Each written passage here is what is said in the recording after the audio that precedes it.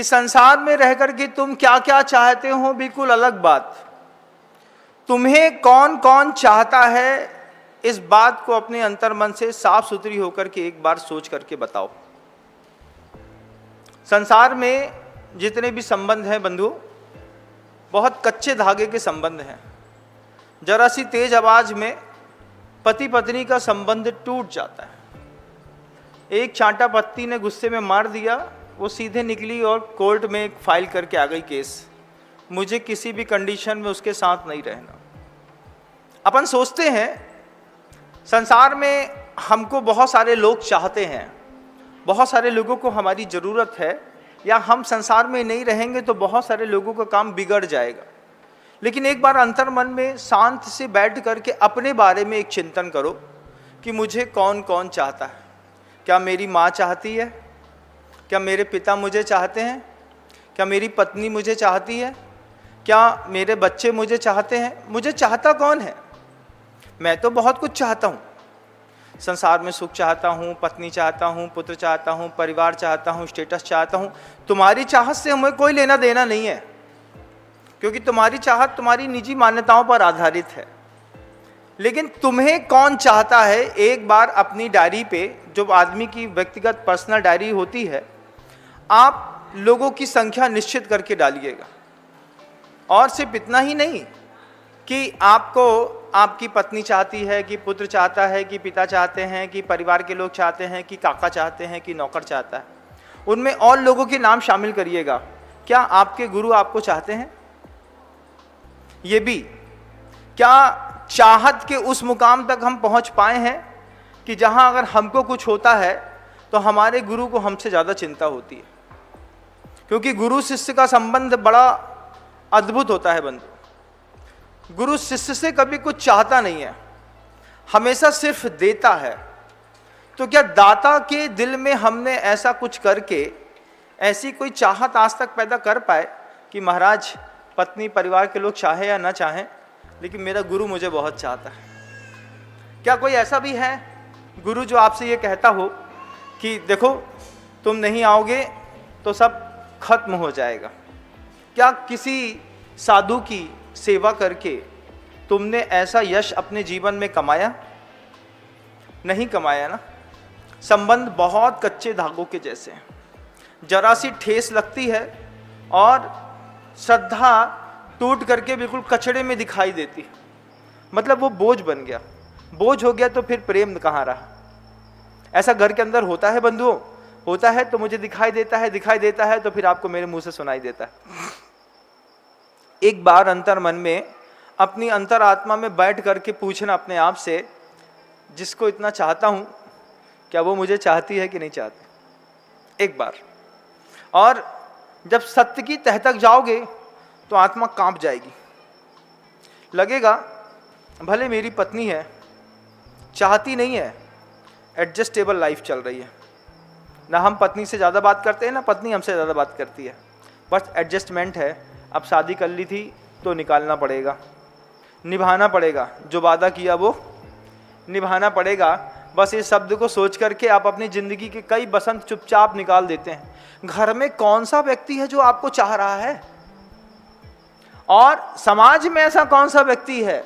और परमात्मा के मार्ग पर 5 परमेष्टियों में से कौन से परमेष्टि हैं जिसको तुम्हारे जाने से दिल पे धक्का लगता है? ऐसा क्या किया है हमने जिन शासन के लिए कि जिन शासन के रक्षक अधिपति 5 बड़े बड़े महापुरुष, ये 5 महापुरुष हमारे जाने पर हर्ष और विषाद करें? अरे वो चला गया, कैसे चला गया? लगे धक्का अंदर इस बात का कि अब वो चला गया तो जिन शासन की रक्षा कैसे हो? जैसे सागर में रहने वाले राकेश भैया जो भाग्योदय तीर्थ को संभालते थे, जब उनको हार्ट अटैक आया और वो जब दिवंगत हो गए तो सारे संत समुदाय में एक क्षोभ की लहर आ गई। एक ही चीज सोचते रहे, राकेश जी चले गए हैं, अब भाग्योदय कैसे संभाला जाएगा? भाग्योदय का 400 करोड़ का मंदिर कैसे बनेगा? क्योंकि सारा दारोमदार उनके पास था। उस दिन लगा कि गृहस्थ होकर के साधना के ऐसे चरम पर पहुंच जाता है कि ऐसी इज्जत बना लेता है साधु संघ के दिमाग में कि उसके नहीं रहने पर साधुओं तक को फर्क पड़ता है। तुम्हारे नहीं रहने से संसार में किसको फर्क पड़ता है? एक बार बहुत अच्छे से सोच करके बताना, बहुत अच्छे से सोच करके बताना बंधु। जवाब नहीं निकलेगा मुंह से। सब जितने संबंध हैं बिल्कुल कच्चे धागे के हैं। अनफर्टिलाइज जो कच्चा धागा होता है वो ऐसा 2 उंगली से ऐसा करते हैं और टूट जाता है। बस इतने में संसार का कितना भी घनिष्ठ रिश्ता क्यों ना हो, 30 साल 40 साल 50 साल 70 साल पुराना, एक बार बुरा बोल के तो देखो, सिर्फ एक बार बोल के बस देखो, उसी वक्त टूट जाएगा। 50 साल की अच्छाई याद नहीं आती, एक बार की आधे सेकंड की बुराई जीवन में घर कर लेती है। ऐसी हमारी जीवन शैली है और उस जीवन शैली में हम लगातार जिंदगी के 20 30 40 50 60 साल निकाल करके बाहर निकल गए। तब गुरुदेव जब ऐसी परिस्थितियां बनती हैं तब गुरुदेव एक बहुत अच्छी बात कहते हैं, अगर मन के अंदर ऐसा लगे कि दुनिया में मुझे कोई चाहने वाला नहीं है, दुनिया में कोई भी व्यक्ति सिर्फ मेरे साथ स्वार्थ के संबंध के कारण जुड़ा हुआ है, तो आचार्य सिंह जी मुस्कुराते हुए कहते हैं कि वो जो फायदा दिलाने वाली कंपनियों का शेयर होल्डर होते हैं, जैसे मान लीजिए अडानी है, अभी प्राइस धीरे से 1200 पहुंच गया था, फिर धीरे से 1200 से धीरे धीरे 2400 2600 से अगले 2-4-5 महीनों में फिर 3000 4000 हो जाएगा। तो जो फायदा दिलाने वाली कंपनी का शेयर होल्डिंग जिसके पास आ जाती है, उसको शेयर लेने के बाद कैसा फील होता है? जब शेयर का रेट बढ़ता है तो कैसा फील होता है? अरे महाराज क्या बताएं, 1 करोड़ रुपए थे, जैसे शेयर गिरा, यस बैंक का गिरा 55 रुपए से 50 पे आया, नहीं कि सीधे 5 लाख शेयर खरीदे, 3 दिन के अंदर महाराज जी वापिस 40 रुपए में सेटल हो गया, 1 करोड़ का सीधे 8 करोड़ हुए। अब कैसा लग रहा है? फायदा दिलाने वाली एक शेयर कंपनी के अगर होल्डर्स हो जाते हैं, शेयर होल्डर्स हो जाते हैं, शेयर ले लेते हैं और शेयर फायदा दिलाने लगता है, तो गुरुदेव कहते हैं जैसे आपको खुशी होती है, एक बार पहले गौर से सोच लो। क्या सोच लो? कि मुझे संसार में कौन कौन चाहता है, और जब लगे कि संसार में मुझे कोई नहीं चाहता, एक आध का नाम आपके जीवन में आ भी सकता है, आप बड़े दिल ठोक के कह सकते हैं कि पत्नी मुझे चाहती है, मरने के बाद देखेंगे कितनी देर चाहती है। प्राण निकलने के बाद आचार्य सिंह जी के पास एक कवि ने बहुत अच्छी बात सुनाई थी, सुख में आन सभी मिल बैठक, रहत चहु दिशि घेरे, विपद पड़े सभी मुख मोड़त, को न आवत नेरे, नेरे का मतलब पास में, घर की नार, घर की पत्नी, बहुत हित जासो, रहत सदा अंग लागी, जब ही हंस तजी यह काया, प्रेत प्रेत कह भागी। वो पत्नी 40 साल से 30 साल से बिल्कुल बगल में साथ में रह करके सोती थी, जब ही हंस तजी यह काया, शरीर से आत्मा क्या निकली? प्रेत प्रेत कहकर भागी। पत्नी की हिम्मत नहीं होती कि पति का चेहरा पति का देख ले और शरीर छू ले। 50 लोगों के बीच में जाकर के धीरे से छूती है पति को, मरे हुए को। क्यों? क्योंकि प्रेम होता तो थोड़ा और बचा के रखते।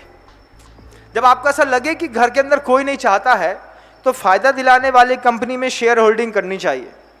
दिल्ली वाले इस बात को इतने अच्छे से समझे, हमारा प्रदीप, हमारे संजय भाई, हमारा अमित, हमारा सचिन, ऐसे दिल्ली के रहने वाले, कुछ प्रीत बिहार के रहने वाले कुछ लोग ऐसे हैं, उनको समझ में आ गई हमारी ये बात कि महाराज आप प्रवचन में बिल्कुल सही बात कहते हैं कि घर के अंदर कोई ज़्यादा प्रेम के रिश्ते नाते के सौदे नहीं है। जब घर का आदमी 2-2, 5-5, 7-7 करोड़ रुपए दबा करके बैठ जाता है, 25-25 करोड़ रुपए दबा करके बैठ जाता है चुपचाप, दिल्ली वाले मेरे प्रवचन को इतना गौर से सुनते हैं, एक बात में समझ में आती है।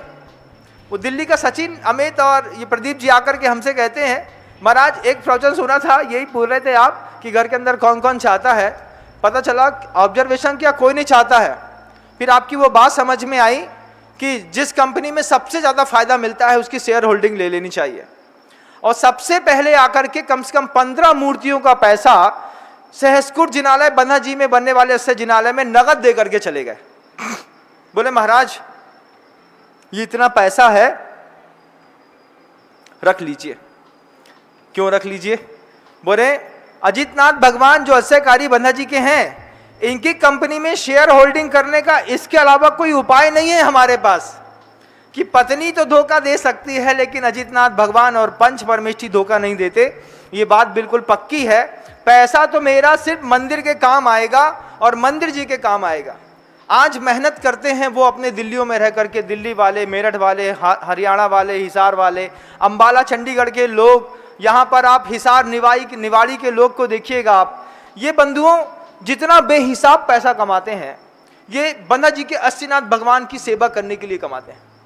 इनके जीवन का मोटो बन गया है कि हमको अजितनाथ भगवान के बनने वाले चरणों के सामने बनने वाले सहस्कुट जिनालय में जितनी प्रतिमा देकर के भगवान की जितनी शेयर होल्डिंग ले लें, एक प्रतिमा एक शेयर कितने का है?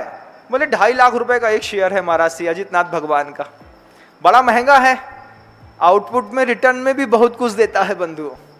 जब उनका रिटर्निंग बॉल पड़ती है तब समझ में आता है कि 2.5 लाख के शेयर से सौदरमिंद की सीट मिल गई।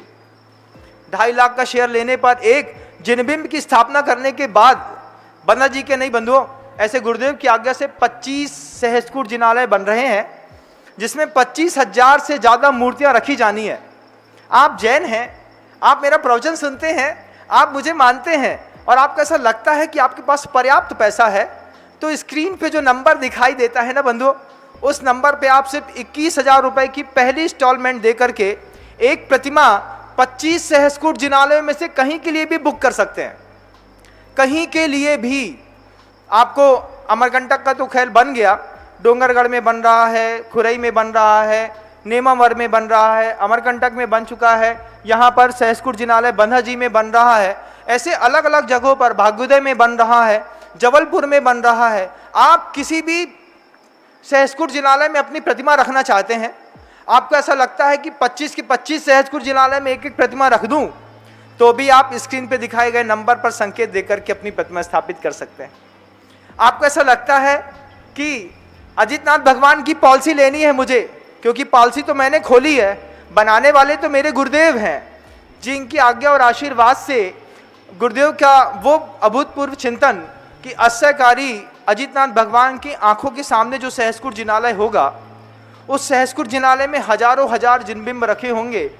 एक एक पुण्यार्जक परिवार अपने अपने जिनबिंब की पूजा प्रतिष्ठा सेवा करने के लिए जब कभी भी यहाँ पर आएंगे, क्षेत्र पे अश्चर्य निरंतर बना रहेगा, लोगों का आवागमन बने रहेगा, धर्म ध्यान बना रहेगा।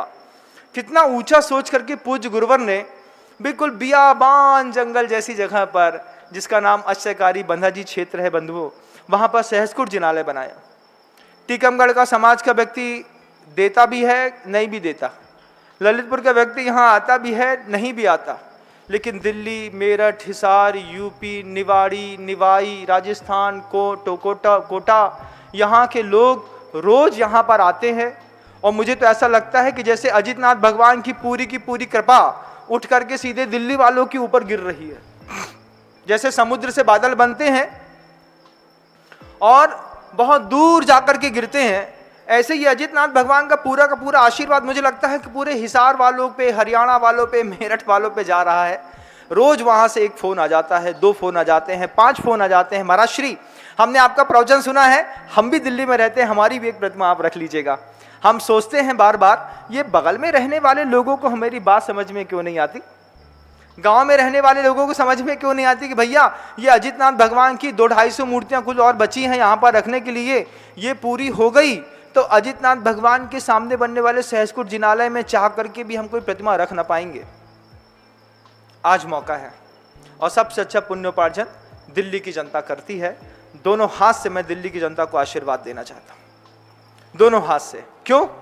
क्योंकि उसको समझ में आता है, दिल्ली की जनता को ये बात समझ में आती है कि घर में मुझे कोई चाहता नहीं। क्योंकि जब खुद के जीजा जी 15 करोड़ दबा लें, जब खुद का साला 5 करोड़ 7 करोड़ दबा ले, जब पता चला कि किसी के यहाँ 50 किलो चांदी रखी थी, बाद में जाके पूछने गए, भाई साहब हमारी चांदी रखी थी, उठा लूं? चांदी तुम्हारी हमारे घर में कब रखी थी? किसको देके गए थे? अपनी बहन को देके गया था। हाँ, यहाँ तो कुछ नहीं है। तब बड़ा धक धक करता है दिल। जिसको सोच करके ईमानदार दिया था, उसी ने घोटाला कर दिया। फिर क्या होता है? फिर बात अच्छी लगती है, महाराज 5 पैसे कमाएंगे, अपना घर का खर्चा पूरा करेंगे, जितना पैसा बचेगा, अभी जिंदगी में पाप नहीं आया महाराज, अजितनाथ भगवान को समर्पित है। हर हफ्ते आते हैं दिल्ली वाले, हर हफ्ते चला करके आते हैं।